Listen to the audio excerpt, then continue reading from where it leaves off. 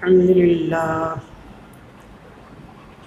لله وكفى وسلام على عباده الذين اصطفى أما بعد أعوذ بالله من الشيطان الرجيم بسم الله الرحمن الرحيم لتبلغن في أموالكم وأنفسكم ولا تسمعن من الذين أوتوا الكتاب من قبلكم ومن الذين أشركوا أذى كثيرا وإن تصبروا وتتقوا فإن ذلك من عزم الأمور صدق الله مولانا العظيم.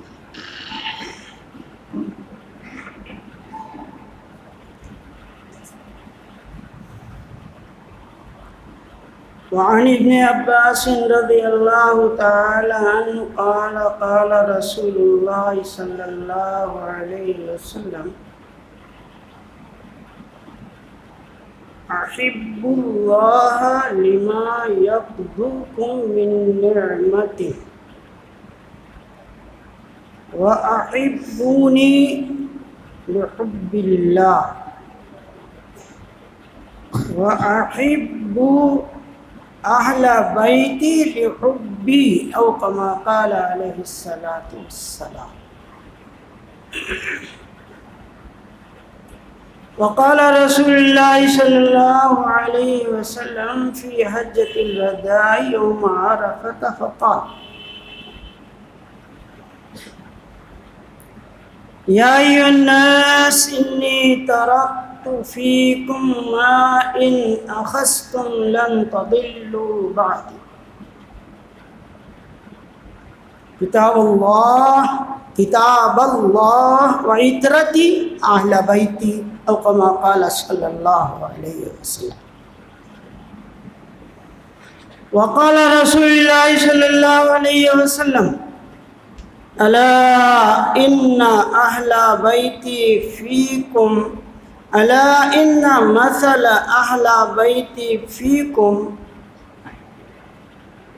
مثل سفينة نوح ومن ركبها نجا ومن تخلف عنها هلك أو كما قال صلى الله عليه وسلم.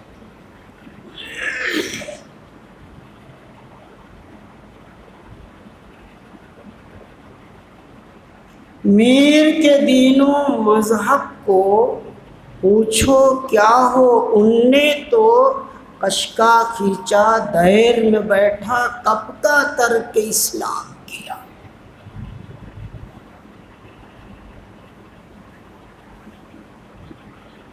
جناب صدر اجلاس شیخ الحدیث جامعہ اسلامیہ صدیق محترم و مکرم جناب مولانا محمد قاسم صاحب، دیگر اساتذہ جامعہ و علماء کرام، حفاظ اعظام، بزرگان محترم، نوجوانان ملت، پیارے بچوں،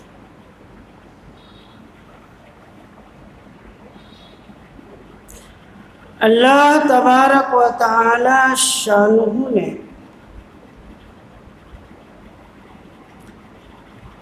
نبی اکرم صلی اللہ علیہ وآلہ وسلم کو مبعوث فرمایا اور ان کو ایک ایسی جماعت عطا فرمائی جس جماعت کو حضور نے ایسا مانجھ دیا کہ آپ کے آنے کا مقصد ایک شریعت کو برقرار رکھنا، باقی شریعتوں کو منسوخ کرنا تھا.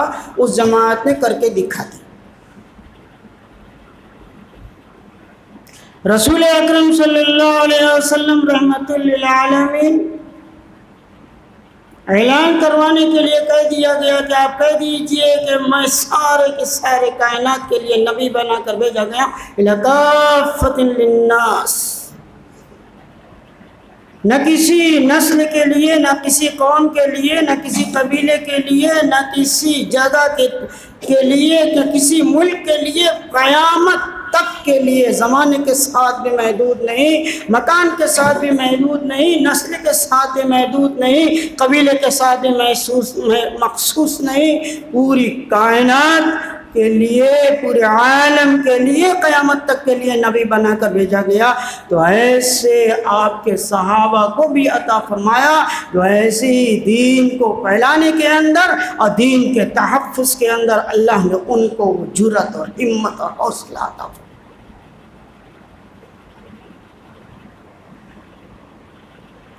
انہیں صحابہ اکرام کا کرم ہے، احسان ہے کہ انہوں نے اپنی جانوں کو قربان کر کے، اپنے بچوں کو یتیم کر کے، اپنی بیویوں کو بیوہ کر کے، اپنے وطن کو خیرباد کہہ کے، سر پہ کفن باندھ کر دریا پار کر کے سندھ کے قریب تک عمر فاروق رضی اللہ عنہ کے زمانے تک لا کر اسلام کو چھوڑ۔ آگے کا زمانہ آیا، اسلام سندھ سے آگے بڑھ کر ہند میں آ گیا، وہ قریب لا کر چھوڑ گئے تھے، لیکن اس کے بعد آ گیا ہندوستان میں، اور جب ہندوستان میں آیا تو جب تک چاہا یہاں کے لوگوں نے اس مجاہدانہ زندگی کے مطابق جس پر صحابہ کرام نے قربانیاں دے کر اس دین کو ہم تک پہنچایا تھا، اللہ نے باقی رکھا۔ پھر ہمارے ہاتھوں میں جب یہ دین آ گیا ہندوستان میں تو ہم نے اس دین کو کھلونا بنا دیا۔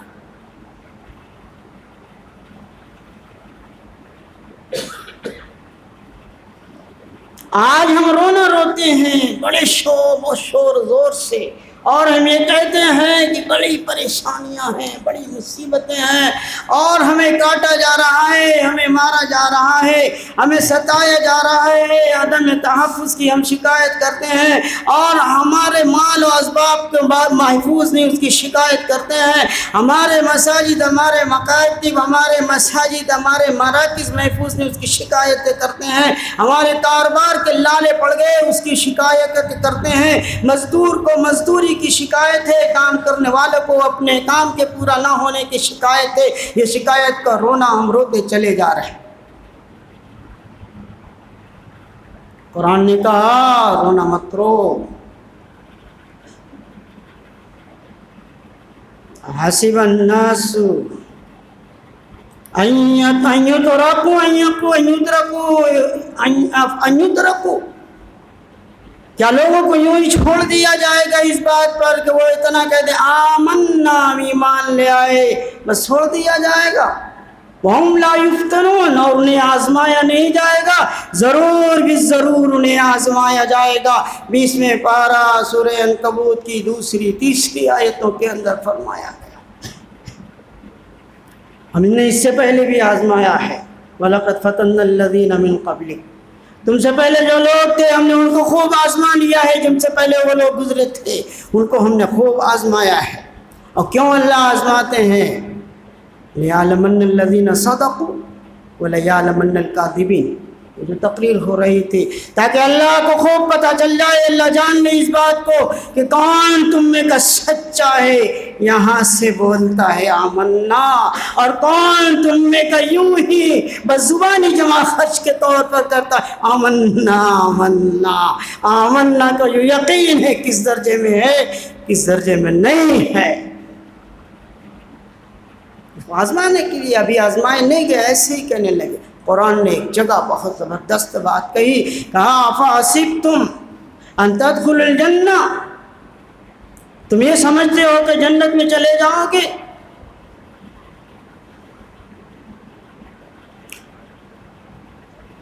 وَلَمَّا يَأْتِكُمْ مَثَلُ الَّذِينَ خَلَوْا مِن قَبْلِكُمْ،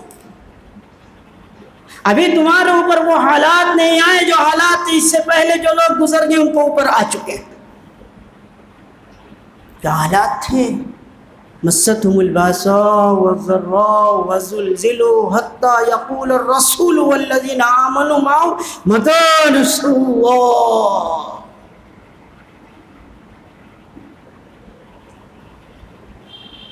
تم لوگوں نے گمان کر رکھا اس بات کا کہ یوں ہی جنت میں چلے جاؤ گے، آزمائے نہیں جاؤ گے، اللہ کے راستے کے اندر تمہیں ستایا نہیں جائے گا، ایسے ہی تم جنت کے اندر چلے جاؤ گے، اس گمان میں مت رہنا۔ افحسبتم انما خلق افحسبتم، تم نے گمان کر رکھتا ہے ان تدخلوا الجنہ، جنت میں چلے جاؤ گے۔ علماء یاد دیکھو، حالات پہلے بہت آئے ہیں، یہ کس نے شکایت کی تھی؟ ہم نے نہیں، صحابہ اکرام نے رسول اکرم صلی اللہ علیہ وسلم سے دونوں موقع پر شکایت کی ہے، دونوں موقع پر آیت پاک اتری ہے، دونوں موقع پر تسلی بھی دی گئی ہے، دونوں موقع پر جھنجھوڑا بھی گیا۔ یہاں سورہ آل عمران تسلی دی گئی، ارے بھائی حالات آ رہے ہیں، یہ زمانہ آزمائش کا ہے، یہ دنیا ہے، دنیا میں آزمائشیں ہوتی رہتی ہیں، اور اس آزمائش کی بنیاد پر آدمی کھرا اترتا ہے۔ جس طرح کہ بھٹی کے اندر آدمی کو پتہ نہیں چلتا کہ یہ سونا ہے چاندی، اصلی کی نقلی بھٹی میں جب تپایا جاتا ہے تو اس کی اصلی صورت کھل جاتی ہے۔ رسول اکرم صلی اللہ علیہ وآلہ وسلم کو حکم دیا گیا، اعلان کیجئے، تبلیغ کیجئے، لوگوں کو دین کی طرف لے آئیے، شرک و بتوں سے نکالیے، جنت کا راستہ دکھائیے۔ آپ کو دعوت کا کام کرنے کے لیے دیا گیا۔ ایک صحابی ہیں، وہ اپنی ضرورت سے مکہ مکرمہ کے اندر آئے ہوئے تو ان کا نام ہے طارق ابن عبداللہ رضی اللہ تعالی عنہ۔ ان کا بیان ہے کہ میں سوق المجاز میں تھا، میں نے دیکھا کہ ایک آدمی چلے آ رہے ہیں اور وہ ایک نعرہ لگا رہے ہیں، یا ایھا الناس قولوا لا الہ الا اللہ تفلحوا، اے لوگو کہو لا الہ الا اللہ، کامیاب ہو جاؤ گے۔ میں نے دیکھا اس آدمی کو، پیچھے پیچھے ایک عجیب و غریب منظر دیکھا کہ ایک آدمی ہے اور وہ بھی چلا آ رہا اس کے پیچھے پیچھے تیزی سے، اور اس کے ہاتھ کے اندر کنکریاں ہیں، اور وہ یہ کہہ رہا یا ایھا الناس لا تقولوا، یا ایھا الناس لا تقولوا انہ کذاب، اے لوگو تم تصدیق مت کرنا، یا ایھا الناس لا تکذب، یا ایھا الناس لا تصدقوہ، اے لوگو تم کہنا مت، تصدیق مت کر لینا اس بات کی کہ کلمہ طیبہ لا الہ الا اللہ پڑھنے لگو، یا ایھا الناس لا تصدقوہ فانہ کذاب، اے لوگو ماننا مت، کہنا مت، اس لیے کہ یہ شخص جھوٹا ہے۔ عجیب منظر۔ میں نے لوگوں سے پوچھا، میں تو اجنبی تھا، یہ کیا بات ہے؟ لوگوں نے بتایا کہ یہ بنی ہاشم کے ایک شخص ہیں، یہ عبداللہ کے بیٹے ہیں، عبد المطلب کے پوتے ہیں، ان کا یہ دعویٰ ہے کہ اللہ تعالیٰ نے مجھے رسول بنا کر بھیجا ہے اور مجھے یہ حکم دیا اس بات کا کہ میں لوگوں کو شرک و بتوں سے نکال دوں، اور حبل کی ان کی جو وہی لوگ شرک کرتے ہیں ان کو نکال دوں، اور اسی طرح لات و عزت کی عبادت سے ان کو نکال کر وحدانیت پر ان کو جوڑ دوں۔ اس کی دعوت کو مجھے حکم دیا گیا۔ وہ یہ دعویٰ کرتے ہیں کہ یہ کون؟ کہا یہ ان کے چچا ہے، عبد العزیٰ نام ہے، ابو لہب لقب ہے، یہ پتھر مار رہے ہیں کہ یہ منظر میرے عجیب و غریب تھا۔ آگے چلا گیا، اپنی ضرورت سے آیا تو چلا گیا، اور حالات اپنے جگہ پر رہے۔ رسول اکرم صلی اللہ علیہ وسلم بہت دنوں کے بعد مدینہ منورہ تشریف لے کر چلے گئے۔ مدینہ منورہ مجھے اپنی قوم کے ساتھ آنا تھا، کچھ کھجوریں وہاں کی مدینے کی خریدنی تھی، قافلہ آ رہا تھا، میں بھی ساتھ ہو لیا۔ جب میں ساتھ ہو لیا تو مقام ربضہ کے قریب ہم لوگ پہنچے، اور ربضہ سے نکلے تھے اور مدینہ منورہ کی بستی کے بالکل قریب پہنچے تھے۔ یہ ہوا کہ تھوڑا ٹھہر جائیں، کپڑا وغیرہ تبدیل کر لیں، اور اس کے بعد نہا دھو کر یہاں سے چلے۔ رک گئے ہم لوگ، مدینے کے باہر ہی رکے۔ وہاں رکے ہوئے تھے کہ دیکھا ایک صاحب چلے آ رہے ہیں، دو پرانی چادر اوڑھے ہوئے ہیں، نہایت حسین و جمیل اور خوبصورت انسان ہے۔ وہ آنے کے بعد خیر سلام کے بعد خیر و خیریت کی، کہاں سے آئے ہیں، کیا مقصد ہے؟ انہوں نے بتا دیا کہ ہم تو فلاں جگہ سے آئے ہیں، ہمارا مقصد مدینے کی کھجوریں حاصل کرنا ہے۔ اونٹ میرے ساتھ تھا، عمدہ ترین ایک اونٹ تھا۔ ان صاحب نے یہ پوچھا کہ بتاؤ یہ اونٹ تم بیچو گے کھجور کے بدلے میں؟ میں نے کہاں بیچوں گا، معاملہ طے ہو گیا کہ اتنے کھجورے کے بدلے کے اندر یہ اونٹ میں فروخت کر رہا ہوں۔ خرید لیا انہوں نے، اور پھر وہ اونٹ کی مہار میں نے تھما دی، لے کے چل دیے۔ اب جب وہ چل دیے تو اس کے بعد خیال آیا کہ وہ ہم نے تو پوچھا ہی نہیں اس آدمی سے کہ بھئی کہاں کے آپ رہنے والے ہیں، آپ کا کہاں ہے، اور یہ رقم کیسے ادا ملے گی، کہاں سے ملے گی؟ اونٹ لے کر چلے گئے۔ آپس میں ہم لوگ یہ باتیں کر ہی رہے تھے کہ عجیب ہم لوگوں نے بیوقوفی کی، اور ادھر رسول اکرم صلی اللہ علیہ وسلم لے کر آ گئے، وہ حضور تھے جو گئے تھے اور حالات دریافت کیے تھے، اور وہ حضور تھے جو اس وقت انہوں نے دیکھا تھا مکے کے اندر، اب یہاں حضور کو دیکھا پہچان نہیں پائے۔ حضور نے یہاں صحابہ کرام کو کہا کہ بھائی اتنی اتنی کھجوریں تول دو اور اتنی کھجوریں اور لے لو، اور ان کھجوروں کو لے کر فلاں جگہ کے لوگ ٹھہرے ہوئے ہیں اور جا کر ان کو دے دو کہ یہ کھجوریں ایسے ہیں کہ ہم لوگ یہ بات ہی کر رہے تھے کہ ہم لوگوں نے بڑی بیوقوفی کی، اس کا پتہ تو پوچھا نہیں اور ہم لوگوں نے اونٹنی حوالے کر دی اور وہ شخص چلا گیا۔ اب کیسے ہمیں؟ ہودج میں سردار کی ایک بیٹی تھی، اس نے پردے سے سر نکالا اور یہ کہا کہ اس شخص کا چہرہ میں نے دیکھا ہے، وہ چاند سا چہرہ، چمکتا ہوا نورانی چہرہ، وہ چہرہ جھوٹا مکار نہیں ہو سکتا ہے، اگر اس کی طرف سے ادائیگی نہیں ہوئی تو میں اپنے پاس سے تمہاری اتنی کھجوریں عطا کروں گی، اور وہ شخص غلط نہیں ہو سکتا، اس نے دیکھ کر یہ گواہی دے دی۔ ادھر یہ بات ہو رہی تھی، ادھر رسول اللہ صلی اللہ علیہ وسلم کا فرشتہ لے کر پہنچ گئے اور یہ کہتے ہیں کہ وہ کون صحابی جنہوں نے اونٹنی فروخت کی، انہوں نے کہا کہ میں کہا دیکھو یہ الگ سے کھجوریں ہیں، یہ آپ لوگوں کی مہمانی کے لیے ہیں، اس میں سے کھائیے آرام سے اور اس کے بعد آپ کو جتنی دیر رکنا ہو رکیے، اور اس کے علاوہ یہ کھجوریں ہیں، جتنا معاملہ طے ہوا اس کے مطابق آپ ان کھجوروں کو لے لیجیے۔ آپ دیکھیے، غور کیجئے کہ رسول اکرم صلی اللہ علیہ وسلم ایک کلمہ بتا رہے ہیں، قُلْ لَا إِلَهَ إِلَّا اللَّهُ تُفْلِحُ، چچا ہے، پہچانتا ہے، 40 سال زندگی اس کے ساتھ گزری ہے، اور وہ اس وقت ایک ذہنی کوفت میں مبتلا کرتا ہے، اَيُّ النَّاسِ لا تصدقوا فإنه كذاب، اے لوگوں ماننا مت، جو حق جھوٹا انسان ہے۔ کیا بیتی ہوگی آقا صلی اللہ علیہ وسلم۔ قرآن کہتا ہے کہ یقیناً تم لوگوں کو آزمایا جائے گا، تمہارے مالوں کے اندر بھی اور تمہارے جانوں کے اندر بھی۔ رسول اکرم صلی اللہ علیہ وسلم کو آزمایا جا رہا ہے، آپ کی جان کو کتنی تکلیف، آپ کے ذہن کو، آپ کے سینے میں کتنی تکلیف ہے، آپ کو پیغام پہنچا رہے ہیں اور یہ تکلیف پہنچائی جا رہی ہے۔ کہتے ہیں ہم لوگ جب فارغ ہو گئے، طارق عبداللہ کہتے ہیں کہ ہم لوگ پھر مدینے میں داخل ہوئے شہر کے اندر، تو ہم لوگ شہر کے اندر جب داخل ہوئے تو دیکھا کہ وہی صاحب ہیں اور ایک مسجد ہے، مسجد کے اندر وہ خطبہ دے رہے ہیں۔ ہم لوگ قریب پہنچے تو آپ خطبہ دے رہے تھے، کہہ رہے تھے یا ایھا الناس تصدقوا، اے لوگو تم صدقہ کرو، فإن الصدقۃ خیر لک، یقیناً صدقہ تمہارے لیے بہتر ہے، بہت بہتر چیز ہے۔ الید الاولی خیر من ید السفلی، اوپر والا ہاتھ نیچے والے ہاتھ سے بہتر ہے، لینے والا ہاتھ یہ بہتر کم ہے، دینے والا ہاتھ یہ بہتر ہی بہتر ہے۔ پھر آپ نے فرمایا امک و اباک اختک و اخاک ثم ادناک و ادناک، او کما قال صلی اللہ علیہ وسلم۔ ان کو دو، ان کو دو، ان کو دو، ان کو دو، صدقہ۔ مکہ کی زندگی کے اندر توحید کی آواز کان میں پڑ چکی تھی، مدینہ کی زندگی کے اندر اخلاق نبی کو ملاحظہ کر لیا، اور آپ نے جو ان کی خدمت کی تھی وہ بھی دیکھ لیا، اکرام کیا تھا وہ بھی دیکھ لیا، جان و پہچان نہیں تھی، وہ اخلاق حسنہ نبی صلی اللہ علیہ وسلم کا تھا، مکارم اخلاق کا ایک حصہ تھا، اور معاملات کی شفافیت کا دوسرا حصہ تھا۔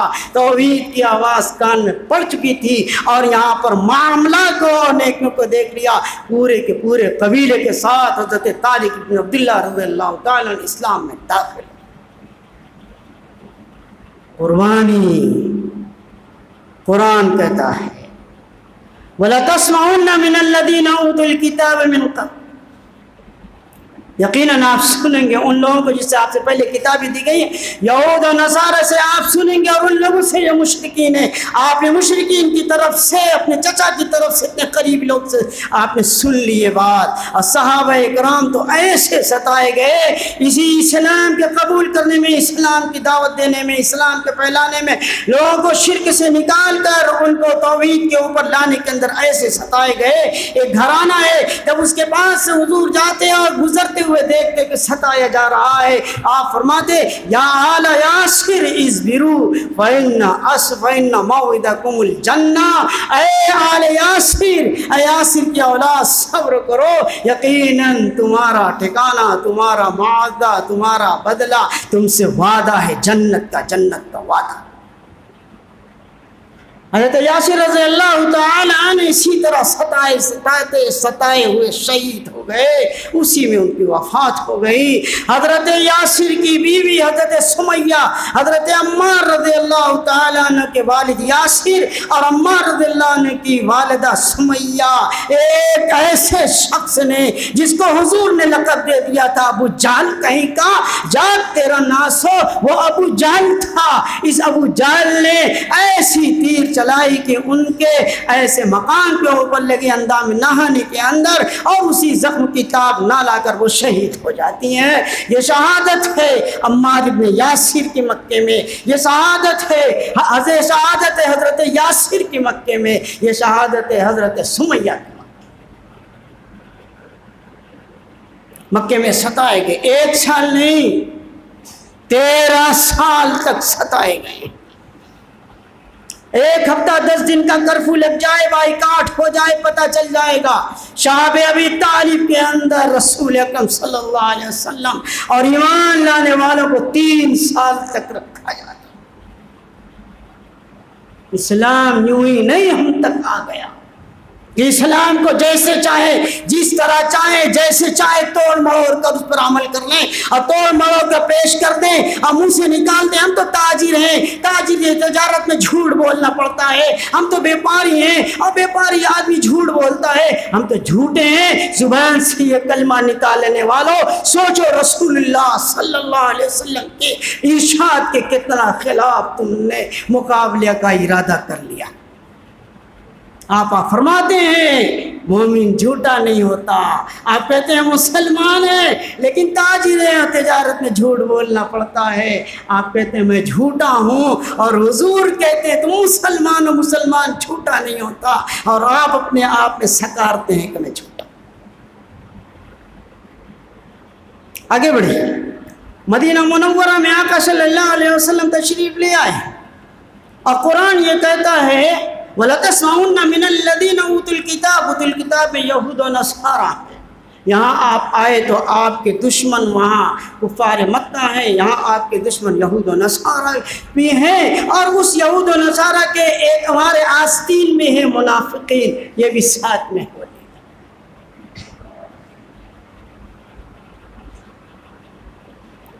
رسول اکرم صلی اللہ علیہ وسلم معلوم ہوا کہ حضرت سعد بن معاذ رضی اللہ تعالی عنہ بیمار، چند ساتھیوں کو لے کر آپ چلے۔ جب آپ چلے عیادت کے لیے تو راستے کے اندر دیکھا کہ بہت سے کفار مشرکین جمگٹا لگائے بیٹھے ہوئے ہیں۔ آپ کی اونٹنی گزری، اونٹنی کے گزرنے کے بعد جب دیکھا تو وہاں پر کچھ گرد غبار اڑے۔ جب گرد غبار اڑنے لگے تو وہاں پر بیٹھے ہوئے لوگوں نے ناگواری کا اظہار کرنا شروع کر دیا اور وہاں پر روک دی اونٹنی کو، یہ کیا کر رہے ہیں آپ، یہاں گرد غبار اڑا رہے ہیں، اور طعن و تشنیع شروع کر دی۔ صحابہ اکرام جو آپ کے ساتھ تھے، ان طعن و تشنیع کرنے والوں کا جواب دینے کے لیے آپ کی تحسین اور آپ کی تعریف شروع کر دی، اور قریب تھا کہ دونوں کے دونوں آپس میں لڑ جاتے۔ رسول اللہ صلی اللہ علیہ وسلم نے دونوں کو سمجھایا نہیں بھائی، نہیں لڑنا نہیں ہے، تم لڑو نہیں۔ اس طرح آپ ویسے ہی گزر گئے آگے۔ جب سعد بن معاذ کے پاس گئے، جا کر آپ نے سنایا کہ راستے کے اندر ایسی بات پیش آ گئی کہ ابھی تو پورا جھگڑا ہو جاتا، اور باہر ذرا سی گرد و غبار اڑنے پر ایسا ہوا۔ انہوں نے کہا یا رسول اللہ، آپ کو پتہ نہیں ہے شاید یہاں پر جس شخص نے ایسا کیا معلوم ہے آپ کو کہاں؟ وہ عبداللہ ابن ابی ابن سلول تھا، رئیس المنافقین۔ کیا اس کی وجہ ہے؟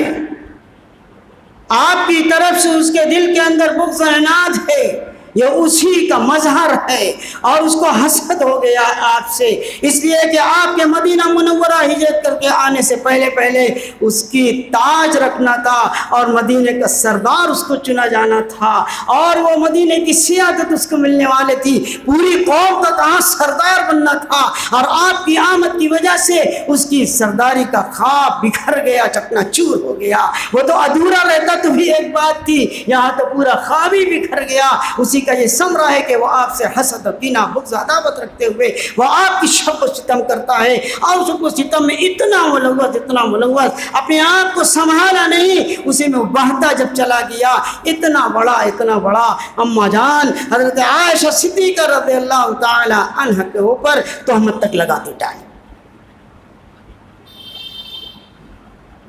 اس لیے ہمیں بہت سوچ سمجھ کر اسلام کا کہاں کیا حکم ہے، یہ بہت سوچ سمجھ کر قدم اٹھانا ہے۔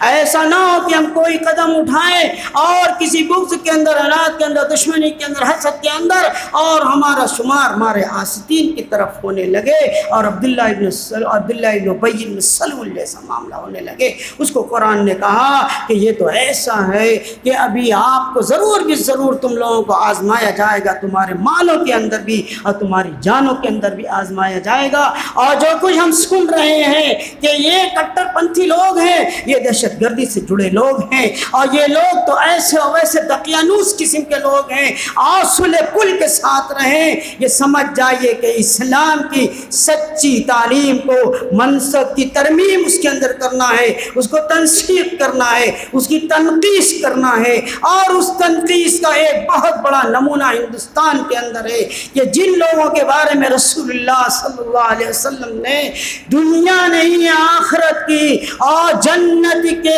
سردار، نوجوانوں کے سردار ہونے کی گواہی دی تھی، اور جن لوگوں کے بارے میں آپ صلی اللہ علیہ وسلم نے کہا تھا اے اللہ تم سے محبت فرما، آج ان کا ہم تعزیہ بنا کر نکالتے ہیں، وہ تعزیہ ان کا آپ نہیں نکالتے، آپ اسلام کا جنازہ نکالتے۔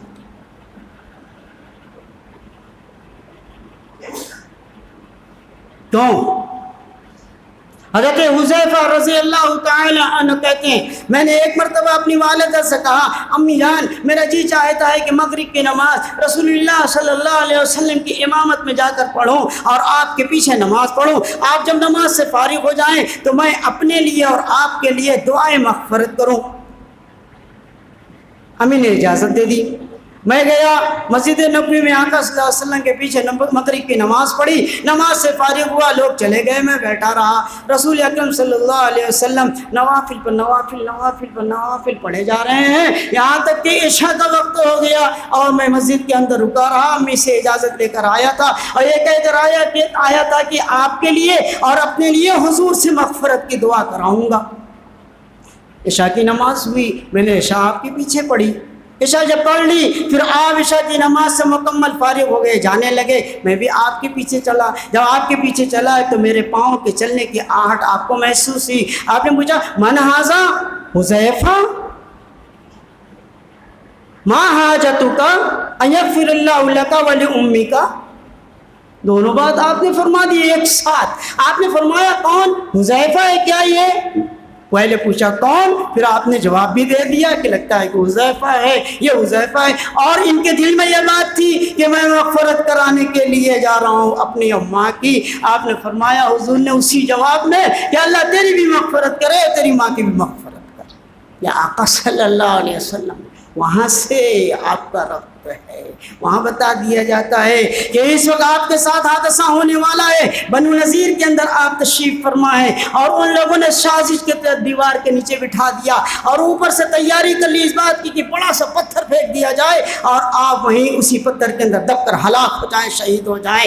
حضرت جبریل علیہ السلام آتے ہیں اور آ کر خبر دی جلدی اٹھیے یہاں سے ہٹ کے۔ حضور صلی اللہ علیہ وسلم اٹھے اور بغیر کسی کے بتائے ہوئے جانے لگے۔ آپ کے ساتھ خلفائے راشدین ہیں، دیگر صحابہ اکرام ہیں، سب جانے لگے. پوچھا یا رسول اللہ آپ نے کچھ کہا نہیں جانے لگے؟ ہم تو فلاں فلاں کام سے آئے تھے. دو قتل ہوا تھا، اس کی دیت میں تعاون کے لیے حضور پہنچے تھے. حضور نے فرمایا ایسی ایسی بات تھی، جبرائیل علیہ السلام آئے تھے اور آ کر انہوں نے بتایا اب ہٹیے، آپ کے اوپر پتھر پھینکا جانے والا ہے. یہ یہود ہیں، یہود. آج جو کچھ ہم کر رہے ہیں اسلام کے نام پر، یہ شادیوں کا شکار ہم ہو چکے ہیں. اور رسول اللہ صلی اللہ علیہ وسلم اس حدیث میں جو ابھی بیان کر رہا تھا، حضرت حذیفہ رضی اللہ تعالی عنہ سے حضور نے فرمایا ارے حذیفہ آج تو ایسا فرشتہ میرے پاس آیا ہے جو آج تک اس نے زمین کے اندر قدم نہیں رکھا تھا. اس فرشتے سے اللہ سے اجازت طلب کی ان یسلم علیہ، اس نے اللہ سے اجازت دی کہ میں حضور کو سلام کرنا چاہتا ہوں. اس کو اجازت ملی، وہ مجھے سلام کرنے کے لیے فرشتہ آیا اور اس نے مجھے اس بات کی خبر دی بِأَنَّ فَاطِمَةَ سیدہ نساء اہل الجنہ، فاطمہ تو تمام کے تمام جنت کی عورتوں کی سردار ہیں. وہ سیدہ شباب اہل الجنہ الحسن والحسین، اور حسن اور حسین جنت سے. آج حضرت حسن اور حضرت حسین رضی اللہ تعالی عنہ جن کے کارنامے ہم پتہ نہیں ہیں، ہمیں مسلمان پڑھتے نہیں ہیں. حضرت حسن رضی اللہ عنہ کے بارے میں حضور نے فرمایا تھا کہ یہ میرے امت کے دو عظیم بڑے فریق کے درمیان مصالحت کرائے گا. چنانچہ تاریخ بتاتی ہے کہ حضرت حسن رضی اللہ عنہ نے انہوں نے مصالحت کرا دی اور مسلمانوں کو ایک جھنڈے تلے جمع کر دیا تھا، انتشار سے بچا لیا تھا. بہت کچھ ان کو سننا پڑے تھا انہی دشمنان قوم کی طرف سے جو نام نہاد مسلمان تھے لیکن اسلامی پاکیزہ مقدس تعلیم کو وہ لوگ بدنام کرنے کا سبب تھے. کہنے لگے جب سامنا ہوتا تو کہتے یا مذلل مسلمین، اے مسلمانوں کو ذلیل کرنے والا، اس طرح وہ کہتے تھے. جبکہ آقا صلی اللہ علیہ وسلم کیا کہتے تھے ان کے بارے میں سن لیجئے. حضرت ابو ہریرہ رضی اللہ تعالی عنہ فرماتے ہیں کہ ایک مرتبہ حضور اکرم صلی اللہ علیہ وسلم اٹھے، میں بھی آپ کے ساتھ چلا. آپ حضرت فاطمہ رضی اللہ تعالی عنہ کے گھر کی طرف بڑھے، میں بھی ساتھ گیا. آپ جب دروازے پر پہنچے آپ نے پوچھا اسما لکاؤ، یہاں کوئی بچہ ہے، یہاں کوئی بچہ ہے، یعنی حسنن. وہ حضور حسن کو پوچھ رہے تھے کہ حسن ہے، حسن ہے. اتنے میں حضرت حسن رضی اللہ تعالیٰ عنہ دوڑتے ہوئے آئے، ثم تعانقا صاحبہ، بس دونوں ایک دوسرے کی گردن کے اندر آ گئے. بچے کو آدمی گود لیتا ہے تو جب گود لیتا ہے تو بچے کے سر اوپر، گردن یہاں ہوتی ہے، ایک دوسرے کی گردن ایک دوسرے سے مل جاتی ہے. جب اس طرح کے حال ہو گئے گود لینے کے بعد تو حضور نے فرمایا اللہم انی احب وأحب من يحب، اے اللہ میں اس سے محبت کرتا ہوں، اے اللہ تو بھی اس کو اپنا محبوب بنا لے. اے اللہ جو اس سے محبت کرے تو اس کو بھی اپنا محبوب. آج ہم اسلام پر صحابہ اکرام کی قربانیاں ہمارے پیش نظر نہیں ہیں.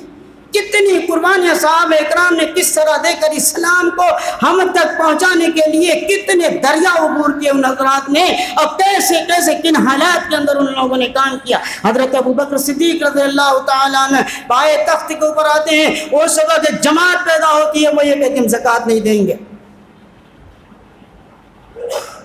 مسیلمہ کذاب مدعیان نبوت کھڑے ہو جاتے ہیں اور وہ دعویٰ کرتے ہیں اس بات کا کہ میں نبی، دوسرا کہتا ہے میں نبی. حضرت ابوبکر صدیق رضی اللہ تعالیٰ لشکر تیار کیا اور مقابلہ کیا، اور جب مقابلہ کرتے ہیں تو اس مقابلے کے اندر ایک دو نہیں، روایت کے اندر موجود ہے قتل 700 من القراء، 700 حفاظ اکرام شہید ہو جاتے، 700 حفاظ اکرام جنگ یمامہ کے اندر جب شہید ہو جاتے ہیں 700. تو حضرت ابوبکر، حضرت عمر فاروق رضی اللہ عنہ فکر دامنگیر ہوتی ہے. تمام صحابہ اکرام سینے کو اسی طرح سینے میں قرآن کو لے کر چلے جائیں گے زمین کے نیچے اور چلے جائیں گے جنت کے اندر. تو پھر قرآن ہمارے پاس کہاں سے ہوگا؟ اور آقا مشورہ دیا فراغت کے بعد، آقا امیر المومنین ابوبکر صدیق قرآن کو آپ جمع کیجئے. ناراض ہو گئے کہ حضور اکرم صلی اللہ علیہ وسلم نے جو کام نہیں کیا اس کام کے لیے تم مجھے کہتے ہو ہو میں حضور کے نقش پا سے ہٹ نہیں سکتا. قسم کھانے لگے واللہ فی ھذا خیر. عمر رضی اللہ عنہ نے کہا ابو بکر امیر المومنین سمجھیے قسم بخدا اس میں بہت خیر ہے, اس میں بہت ایمان کی باتیں ہیں, بھلائی کی باتیں ہیں, یقین کی باتیں ہیں, اسلام کے اندر خیر کا جو بات اس کو کر لیجئے. وہ کہتے رہے, اصرار کرتے رہے مختلف مجالس کے اندر. حضرت ابو بکر رضی اللہ کہتے ہیں کہ عمر کی اصرار نے میرے سینے کو کھول دیا, میرے لیے سر صدر ہو گیا. میں نے کہا ہاں یہ کام تو ہونا چاہیے ورنہ قرآن اس کی طرح دنیا سے چلا جائے گا. میں یہ بتانا چاہتا ہوں کہ 700 حفاظ کرام نے اپنی شہادت کو پیش کیا اور شہادت کو پیش کر کر اسلام کو آگے بڑھایا. آج ایک غم حسین کے اندر ہم سچا غم منا لیں تو سچا غم منانے کے طفیل کے اندر جو ہم یہ دلہا شریف اٹھاتے ہیں نا, پتہ چل جائے گا کتنی توہین کرتے ہیں. سیدنا حسین رضی اللہ عنہ کے نامی اس میں گرامی کو کتنی بے عزتی بے حرمتی سے نام لیتے ہیں. آقا صلی اللہ علیہ وسلم ان کو فرماتے ہیں ریحانۃ الجنہ, یہ جنت کے 2 پھول ہیں. کبھی فرماتے ہیں کہ میرے دونوں پھول ہیں وہ جنت کے پھول, اور حضور کے دونوں پھول, ان دونوں پھول کی مصنوعی اور فرضی قبریں بنا کر اور ان کو سینے پر جنازے کی شکل میں اٹھا کر راستے کے اوپر توہین کے ساتھ لے جا کر اس کو فاطمیہ قبرستان کے اندر لے جا کر پورے سے رون دیتے ہیں. یہ کون سا اسلام ہے؟ یہ کون سی اسلام کی معاونت ہے؟ یہ کون سی اسلام کی سچی اور پاکیزہ تعلیم ہے؟ یہ اسلام مسلمانوں اسلام کو اپنے پاکیزہ تعلیم کو خود بخود یہ پامال کر رہا ہے, پیروں سے رونگ رہا ہے, اور اس رونگنے کے نتیجے میں اسلام کے بدنام کرنے کا سبب ہم اور آپ.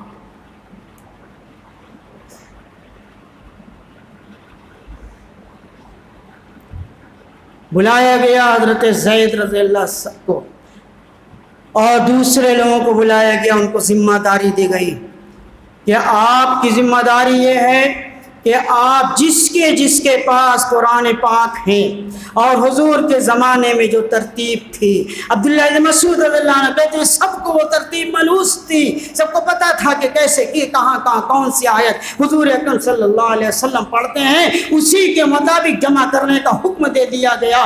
جن کو حکم دیا گیا تھا وہ کہتے ہیں کہ اگر مجھے یہ کہا جاتا کہ پہاڑ کو منتقل کر کے یہاں سے وہاں کر دو تو میرے لیے اتنا مشکل نہ ہوتا جس طرح کہ عمرین نے ابو بکر صدیق اور عمر فاروق نے میرے ذمہ کام لگایا. کہ قرآن کو جمع کر دو جو اتنا مشکل تھا, پہاڑ کا منتقل کرنا اتنا مشکل نہیں تھا. وہ قرآن صحابہ کرام نے اس طرح جمع کر کے ہم تک پہنچایا, اور اس قرآن پاک کو چھوڑنے والے ہم اور آپ, اس کے خلاف کرنے والے ہم اور آپ ہیں. قرآن نے بہت صاف کہہ دیا ہے کہ ایسے مت بن جاؤ. یا ایھا الذین آمنوا اطیعوا اللہ ورسولہ ولا تولوا عنہ وانتم تسمعون.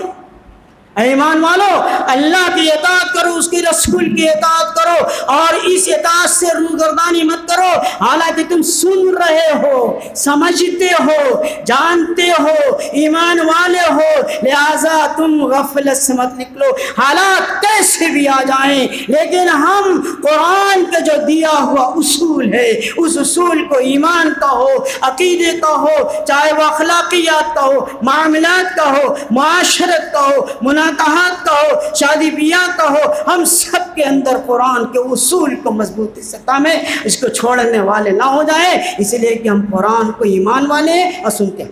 وَلَا تَكُونُوا كَالَّذِينَ, اور ان لوگوں کی طرح مت ہو جاؤ جو کہتے ہیں قَالُوا سَمِعْنَا وَهُمْ لَا يَسْمَعُونَ, وہ کہتے ہیں کہ ہم نے سن لیا حالانکہ وہ حقیقی اعتبار سے سنتے ہی نہیں بلکہ وہ تو جانوروں سے بدتر ہے. آگے آیت کے اندر قرآن نے ایک جگہ تو عجیب غریب بات کہی, کفر سے تعبیر کر دیا ان بدعملی کو اور ہمارے ان کارناموں کو رسم و رواج کے اعتبار سے اسلام کی اس شبیہ کو بگاڑنے کا جو ہم کام کر رہے ہیں, اور اسلام کی سچائی حضور نے پیش کی تھی اس کے خلاف ہم اسلام کو داغدار کر رہے ہیں, اور اسلام کی پاکیزہ مقدس تعلیم کے اوپر جو ہم کیچڑ اچھال رہے ہیں. قرآن نے اس کے بارے میں بہت صاف کہہ دیا ہے, قُلْ إِن كُنتُمْ تحبون اللہ فاتبعونی یحببکم اللہ.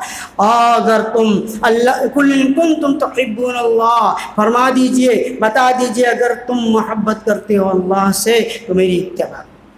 اتباع اس لیے کرو کہ یہ محبت منچائی نہیں چلے گی، یہ محبت کا ایک دائرہ ہوگا، محبت کا ایک اصول ہوگا، محبت کا ایک طریقہ ہوگا، تمہارے اپنے طرز کے مطابق منہاج نبوی سے ہٹ کر اظہار محبت، طریقہ محبت وہ معتبر نہیں ہوگا۔ فاتبعونی یحببکم اللہ، اگر اتباع کرو گے تو تمہیں یہ اللہ کی محبوبیت حاصل ہوگی، اور اتباع نہیں ہے، اتباع سے ہٹ کر غیروں کی اتباع کے پیچھے چلو گے، محبوبیت نہیں ہو سکتی۔ آگے تاکید کے لیے فرمایا گیا اطیعوا اللہ واطیعوا الرسول فإن تولوا فإن اللہ لا يحب الکافرین۔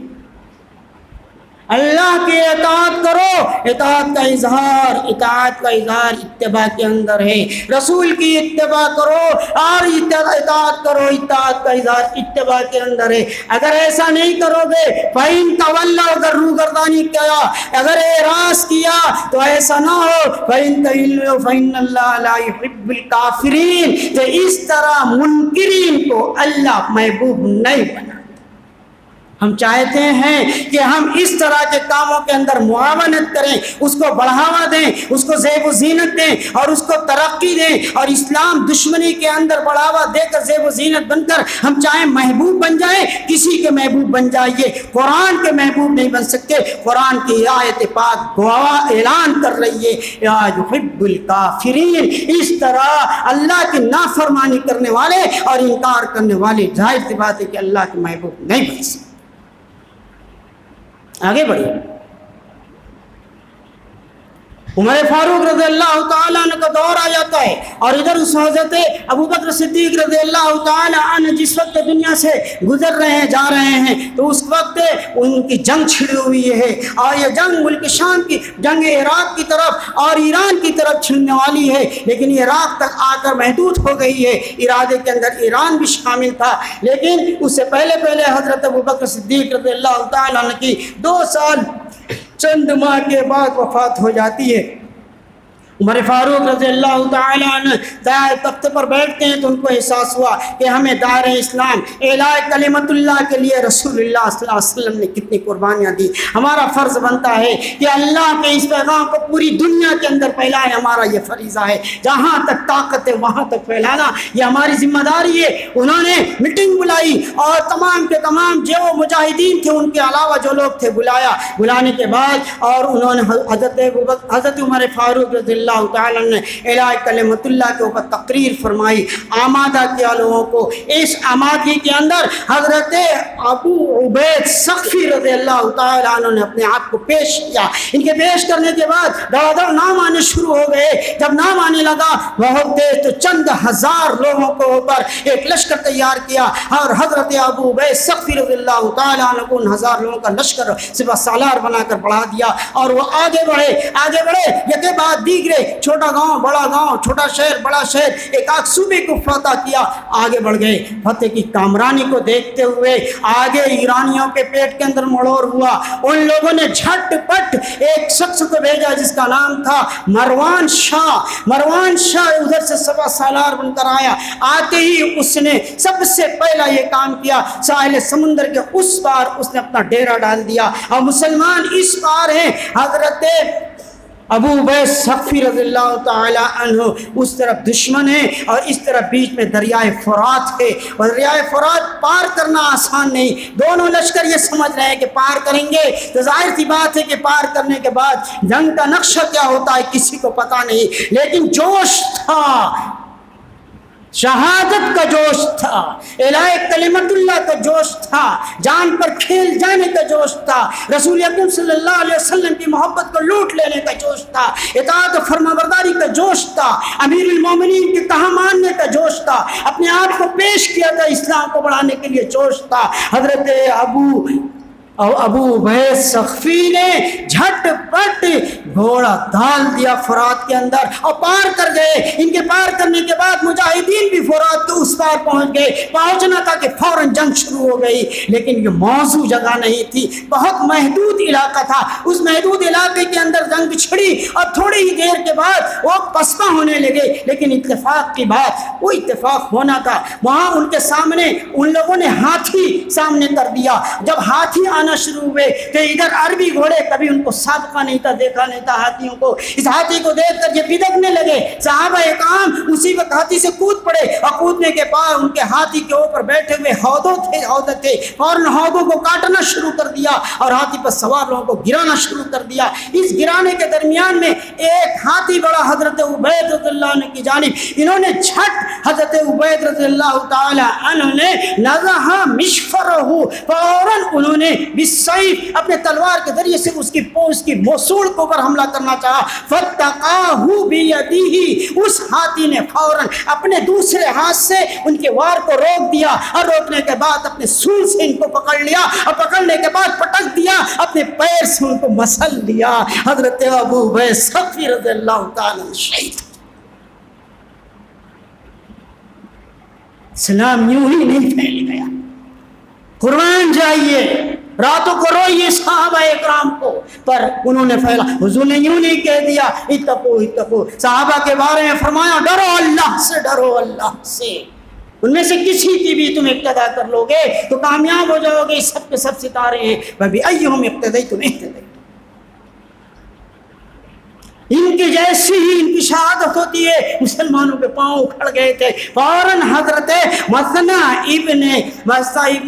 مسنا حضرت شیبانی، وہ فوراً مسائب قیس شیبانی، وہ فوراً انہوں نے علم اٹھایا، لیکن زیادہ دیر تک نہیں چل پائے، پسپا مسلمان ہو چکے تھے۔ انہوں نے بچی کھچی جتنی فوج تھی جلدی اپنی دانش مندی کے ذریعے سے بچا کے اس پار آ گئے۔ عمر فاروق رضی اللہ عنہ کو خبر دی گئی ایسا ہو گیا، بہت افسوس کیا اور کہا دوسرے محاذ کا تعین کیا، ادھر تم لوگ نکل جاؤ، میں تمہارے لیے فوج بھیج رہا ہوں۔ ادھر سے فوج بھیجی جاتی ہے اور اس فوج کے بھیجنے سے پہلے ان حضرات نے ان 3000 قریب بچے تھے، ان 3000 کو جو بچا کر لائے تھے، اس بچے ہوئے صحابہ اکرام کو انہوں نے جلدی دوسرے محاذوں کے اندر لگایا۔ تب تک حضرت عمر رضی اللہ تعالی عنہ دوسرے صحابہ اکرام کو بھیج دیتے ہیں۔ آگے بڑھے،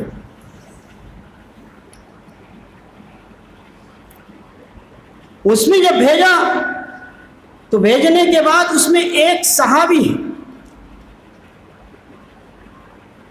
وہ مغیرہ ابن شعبہ رضی اللہ تعالی عنہ، مغیرہ ابن شعبہ رضی اللہ تعالی عنہ کو سفیر بنایا حضرت سعد بن وقاص رضی اللہ تعالی عنہ۔ اس لیے سفیر بنایا تھا کہ عمر رضی اللہ نے یہ کہا تھا کہ پہلے اسلام کو پیش کیا جائے گا، لیکن پھر اس کے بعد تب یہ جنگ لڑی جائے گی۔ انہوں نے جب بھیجا ان کو تو یہاں مقابلہ رہتا، تو اس وقت ان سے جو بحث اور مکالمہ ہوتا ہے، مکالمہ رستم سے ہوتا ہے، صرف مکالمہ نقل کرنا اس لیے سب چھوڑ دیا۔ رستم سے جب مکالمہ ہوتا ہے تو رستم یہ کہتا ہے، بہت صفائی کے ساتھ اس نے کہا، تم ذلیل ہو، تم بھوکے ہو، تم بدمست ہو، تمہاری بھوک نے تمہیں اس بات پر آمادہ کیا ہے کہ تم اس طرح تلوار اٹھانے اور ہم سے جنگ کرنے کے لیے آمادہ پیکار ہو۔ تمہیں ہم اتنا نواز دیں گے کہ تمہاری سب کی بھوک ختم ہو جائے گی، اتنا نوازیں گے کہ ساری خواہشات کو تم اپنے پورا کر سکو گے۔ انہوں نے کہا ٹھیک کہتے ہیں، ایسے ہی ہم تھے، ہم بھوکے تھے، بدمست تھے، لیکن اللہ نے ہمارے درمیان میں ایک نبی کو بھیجا، نبی علیہ السلام کو بھیجا، اور انہوں نے آ کر ہمیں بتایا کہ دیکھو اللہ کا یہ پیغام ہے کہ تم سارے کے سارے بتوں سے توبہ کر لو، ایک وحدانیت کے قائل ہو جاؤ۔ اور انہوں نے یہ بتایا کہ تمہارے لیے اعلاء کلمت اللہ کو ضروری قرار دیا جاتا ہے، اس لیے تمہیں اور رستم ہم اس بات کی دعوت دیتے ہیں، کھلے لفظوں کے اندر دعوت دیتے ہیں کہ تم اپنے پیچھے جتنے بھی مجوسی عقیدے ہیں سب سے توبہ کر لو اور اسلام کو قبول کر لو۔ اس نے ذلت و خواری کا جملہ بولتے ہوئے یہ کہا کہ یا تو تم دھیرے سے چلے جاؤ ورنہ تمہاری لاش، تمہارے دوستوں کی لاش یہاں پر خون و خاک میں تڑپتی ہوئی نظر آئے گی۔ حضرت مغیرہ ابن شعبہ نے کہا کہ بس ہو چکا تمہارا کام، اب تو تمہیں ہم اسی طرح تڑپائیں گے۔ اس نے فوراً قسم کھائی لی، آفتاب و مہتاب کی قسم، کل صبح تم دیکھ لینا تمہارے خاک و خون کے اندر لاشوں کے ڈھیر لگا دیں گے۔ انہوں نے کہا لا حول ولا قوت الا باللہ، اتنا کہا اور اٹھ کر چلے آئے۔ یہ لا حول ولا قوت شیطان بھگانے کے لیے نہیں، لا حول ولا قوت اللہ ہی کی طاقت اور اللہ ہی کے بس کے اندر ہے، وہی جو کچھ کرتا یہ ہوگا تمہارے رستم تمہاری اس رستمی سے کچھ نہیں ہونے والا ہے۔ یہ جنت کا کلمہ ہے جو عرش کے نیچے جنت کے خزانوں میں سے یہ کلمہ ملا ہے، لا الہ الا اللہ، لا الہ الا اللہ۔ اور اسی کے ساتھ ساتھ یہ کلمہ ملا لا حول ولا قوت الا باللہ۔ حدیث پاک کے اندر فرمایا گیا 70 بیماریوں کا یہ علاج ہے، اور اس میں ایک بڑا علاج ہے کہ رنج و غم اس کے پڑھنے سے دور ہو جاتا ہے۔ آگے ساتھیوں کو اگر خبر دی، جلدی سے تیاری شروع ہو جاتی ہے۔ عمر فاروق رضی اللہ تعالیٰ عنہ کو اطلاع دی جاتی ہے، بہت بے چین ہو جاتے ہیں۔ اگلے دن گھمسان کی لڑائی زور باز سے شروع ہوتی ہے، اور معمولی لڑائی نہیں، بہت سارے لشکر سب طرف سے آ چکے ہیں، ان کے پاس بھی اچھی خاصی تعداد پہنچ چکی ہے۔ اب اس کے بعد جو جنگ شروع ہوتی ہے تو زہر باز سے غروب آفتاب کے بعد تک تھوڑی دیر تک ہوتی ہے۔ لاشوں کی لاش دونوں جانب سے ہیں، مسلمان بھی بہت شہید ہو چکے ہیں، اور اس جنگ کے اندر کوئی نتیجہ پہلے دن نہیں نکلا، اور اس کو کہا جاتا ہے یوم احواس۔ دوسرے دن پھر جنگ شروع ہوتی ہے، اس جنگ کے اندر بھی کوئی نتیجہ نہیں ہوتا ہے۔ البتہ اتنا بہت ہوا کہ اس دوسرے دن کے اندر اندازہ لگایا گیا کہ ان کے 10,000 لوگ مارے گئے، اور مسلمانوں کے 2,000 نقصان ہو چکا تھا۔ 2,000 مسلمان شہید ہو چکے ہیں اعلاء کلمت اللہ کی خاطر، دین کے تحفظ کی خاطر، قرآن کے تحفظ کی خاطر، رسول اللہ صلی اللہ علیہ وسلم کی تعلیمات کی خاطر، آپ کی ارشادات کو بچانے کی خاطر، اور دین کی نشر و اشاعت کے خاطر یہ 2,000 مسلمان شہید ہو جاتے ہیں۔ تیسرا دن ہوا، اس تیسرے دن کے اندر گھمسان کی لڑائی چھڑ جاتی ہے، اور ادھر حضرت عمر فاروق رضی اللہ تعالیٰ نے بے چین روزانہ صبح مدینہ منورہ سے نکل کر بستی سے آگے نکل جاتے ہیں، ہر آنے والے سے پتہ لگاتے ہیں، بتاؤ کیا ہوا جنگ قادسیہ کا، بتاؤ کیا ہوا، کوئی بتانے والا ملتا نہیں، زبردست انتظار ہے۔ تیسرے دن کے اندر اخیر کے اندر شام کے وقت فتح ہو جاتی ہے، اور اس فتح کے بعد حضرت سعد بن وقاص رضی اللہ تعالیٰ نے خبر بھیجوائی، اور یہ کہا کہ جاؤ جا کر حضور صاحب حضرت امیر المومنین کو پہلے خبر دو۔ جب وہ خبر لینے کے لیے وہاں سے قاصد چلا تو طریقے کے مطابق قاصد منزل بمنزل بدلتا رہتا ہے۔ آخری جو قاصد آیا وہ اتفاق کی بات حضرت عمر فاروق رضی اللہ تعالیٰ عنہ کو پہچاننے والا قاصد نہیں تھا۔ اس تیسرے دن کی جنگ کے اندر مسلمانوں نے تھوڑی مصیبتیں نہیں جھیلی تھی۔ ان لوگوں نے تیسرے دن عجیب و غریب قسم کے ہاتھی لا کر کھڑا کر دیا تھا۔ ان میں ایک سفید ہاتھی علامت کے طور پر تھا۔ جب وہ ہاتھی آئے اور ادھر عربی گھوڑے بھدکنے لگے تو مسلمانوں نے ان ہاتھی کو اوپر جھول ڈال دیا، اور جھول ڈالنے کے بعد اور جلدی سے اس کو اتر گئے اپنے گھوڑوں سے۔ اترنے کے بعد لمبے لمبے نیزے لیے، اور نیزے لے کر تاک کر ان ہاتھیوں کے آنکھ کے اندر ان نوزوں کو بھونکنا شروع کر دیا، اور ان کی آنکھیں پتھرانے لگی، وہ ہاتھی بدکنے لگے، مسلمانوں کو فتح سے قریب ہو گئے۔ اتنے میں حضرت قعقاع رضی اللہ تعالیٰ عنہ اس سفید ہاتھی کو جس کو دیکھا تھا جھٹ سے آگے کود کر پھاندتے ہیں، اور جا کر اس کا سفید اونٹ کا سونڈ کاٹ دیتے ہیں۔ جیسے ہی سونڈ کاٹا وہ ہاتھی فوراً اسی وقت پلٹا، سو سو کرتے ہوئے بھاگا۔ اس کو بھاگتے ہوئے دیکھ کر پوری کی پوری فوج پسپا ہو گئی۔ رستم جو اس وقت سپہ سالار تھا ان کا، وہ بھی بھاگ کھڑا ہوا، بڑی دلیری سے لڑا تھا۔ اب جو بھاگ کھڑا ہوا لوگوں نے اس کو تعاقب کیا، ایک ندی پڑی، ندی کے اندر وہ کود گیا۔ ایک دلیر صحابی نے اتر کر کھینچ کر لائے، اور لانے کے بعد اس کو 9-11 کر دیا۔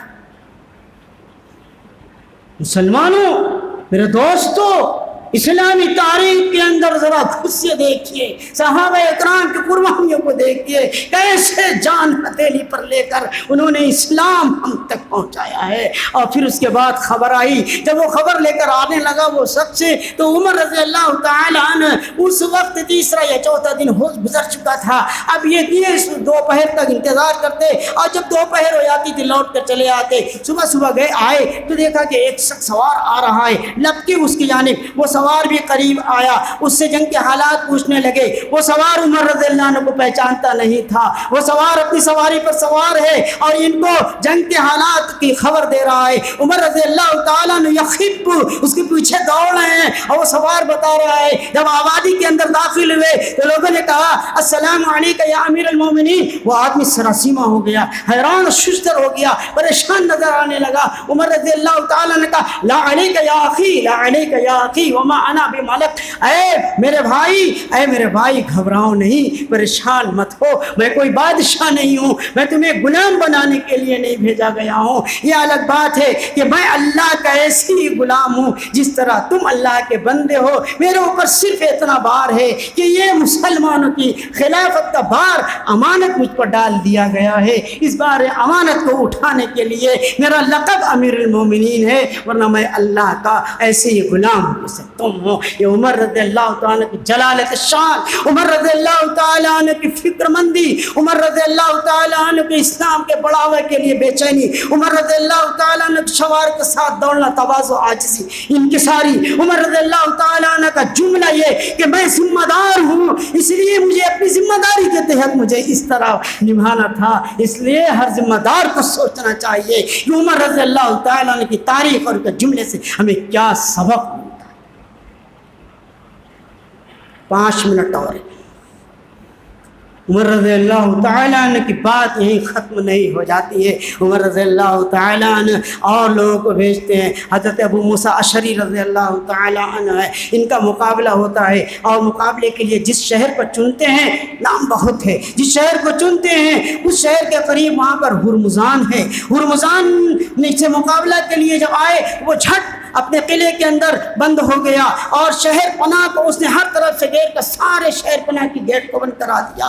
لشکر مسلمانوں کا حضرت ابو موسیٰ اشعری رضی اللہ عنہ کو پڑا ہوا ہے، بہت پریشان ہے۔ عمر رضی اللہ تعالیٰ خبر دیا ایسے حالات ہیں، انہوں نے جہاں اور تھی وہاں سے حضرت عمار ابن یاسر رضی اللہ عنہ کو، حضرت جریر ابن عبداللہ بجلی رضی اللہ تعالیٰ عنہ کے لشکر سے کہا کہ آپ دونوں آدمی ابو موسیٰ اشعری کی معاونت کے لیے پہنچ جائیے۔ یہ لوگ جب پہنچتے ہیں حسن اتفاق اللہ کی طرف سے کرنا تھا، ان کو باہر کا ایک آدمی مل گیا جو اسی شہر کا رہنے والا تھا۔ کہا کہاں؟ اسے پتہ پوچھا، اس نے کہا میں یہیں کا رہنے والا ہوں، میں باہر رہ گیا، شہر پناہ میں نہیں داخل ہوتا ہوں۔ کہا شہر پناہ میں جانے کا کوئی راستہ بتاؤ۔ اس نے اس شرط کا کچھ شرطیں رکھی کہ معلوم نہ ہو، جان بخشی ہو جائے، پتہ نہ چلے، بتا دیا۔ گئے اور جانے کے بعد اس دروازے سے جب گئے اور جانے کے بعد شہر پناہ کو کھول دیا اور پوری کی پوری فوج اس کے اندر داخل ہو جاتی ہے۔ جب داخل ہو گئی تو اب یہ پکڑ لیا گیا ہرمزان جس وقت پکڑا جاتا ہے اس نے فوراً ہاتھ کھڑا کیا،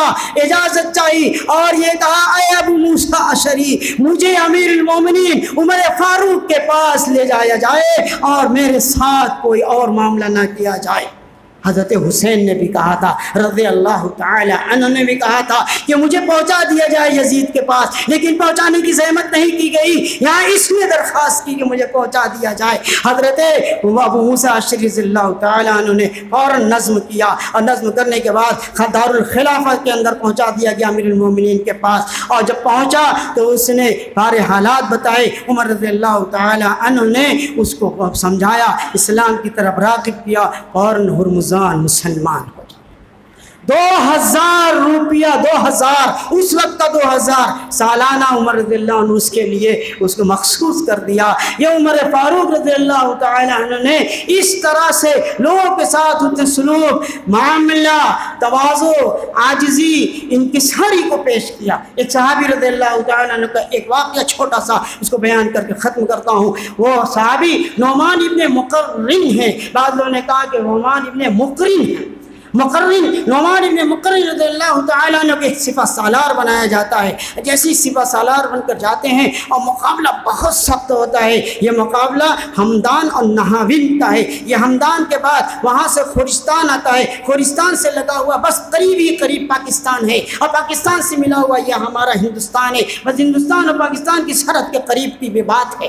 وہاں پر پہنچ جاتے ہیں حضرت نعمان ابن مقرن وہاں پہنچ کر سپہ سالار ہیں، جیسے ہی پہنچتے ہیں ان کو کہیں سے ایک بار ان کے اوپر آتا ہے، شدید زخمی ہو جاتے ہیں، زخم کی حالت سے چور گر جاتے ہیں۔ گرتے ہی جھنڈا انہوں نے فوراً اپنے بھائی جو تھے نعیم یا نعیم نام ہے ان کو تھما دیا اور کہا خبردار بتانا مت، ہرگز یہ بتانا مت کہ یہ میں نعمان گر گئے ہیں، نعمان شدید زخم ہو گئے ہیں، مسلمانوں کے دل پسپا ہو سکتے ہیں، سداسیمہ ہو سکتے ہیں، مایوسی آ سکتی ہے، اسی طرح جھنڈے کو لیے تم پھرتے رہو اور یہ جنگ بالکل قریب الختم ہے۔ ایسے ہی ہوا، بس شام ہوتے ہوتے مسلمان جیت گئے، اور جیسے ہی وہ جیتے فوراً وہاں پر پہنچتے ہیں جہاں پر حضرت نعمان ابن مقرن گرے تھے، جا کے دیکھا تو بالکل بس اب تب بالکل روح نکلنے والی ہے۔ پوچھا فوراً نہیں کیسے؟ کہا ٹھیک ہوں، بتاؤ کیا حال ہے؟ کہا اللہ نے فتح دے دی۔ کہا جا الحمدللہ، جلدی عمر فاروق کو اس کی خبر دو۔ اتنا کہنا تھا، اللہ کو اپنے آپ کے حوالے کر دیا اور روح پرواز کر گئی، لیکن جیتے جی مسلمانوں کو مایوس نہیں کیا، جیتے جی اسلام کو جھنڈا نہیں گرنے دیا، جیتے جی ہاں اس سے بھی یہ نہیں محسوس ہونے دیا کہ ہم کہیں سے اپنے آپ کو یہ ترجیح دیں کہ پہلے میرا علاج ہو اور مجھے نمایاں حیثیت حاصل ہو۔ اس طرح نعمان ابن مقرن نے کہا اپنی قربانی دی۔ ان قربانیوں کو پڑھیے، خون کے آنسو روئیے۔ اور ہمارا کیا حال ہے؟ میں تو احادیث پڑھی تھی 4-5، اس کو چھوڑ دیجیے، پھر کبھی یہاں ایک شعر ہے، اس شعر کو سمجھ لیجیے۔ میر نقشہ کھینچتے ہیں آج ہمارے حالات کا، اور خواجہ میر کہتے ہیں ہمارا یہ حال ہے کہ میر کے دین و مذہب کو مسلمانوں کی نمائندگی کر رہے ہیں، میر کے دین و مذہب کو پوچھے کیا ہو، ان نے تو کشکا کھینچا دیر میں بیٹھا، ہم نے کب کا ترک اسلام کیا، یعنی ہم تو بت پرستی کی طرف بڑھ چکے ہیں، کشکا کھینچا دیر میں بیٹھا، نصرانیت یہودیت ہمارے اندر آ گئی، کب کا عملی اعتبار سے ہم نے اسلام کو چھوڑ دیا۔